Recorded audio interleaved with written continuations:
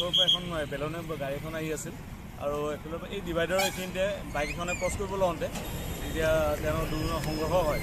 সংঘৰ্ষ হোৱাৰ পাছত গাড়ীখনে বেলনো গ'লে বাইকখনক বচাবৰ কাৰণে বহুত চেষ্টা কৰিছিল যে জোৰে ব্ৰেক মাৰি দিয়াৰ পাছত অগ্নিসংযোগ হৈ পৰে দুখন বাইক আৰু গাড়ী দুখনে জ্বলি নহয়, কিন্তু মানুহৰ কোনো কেজুৱেলিটি একো হোৱা নাই, এজন মানুহৰ ভৰি এখন ভাঙিছে।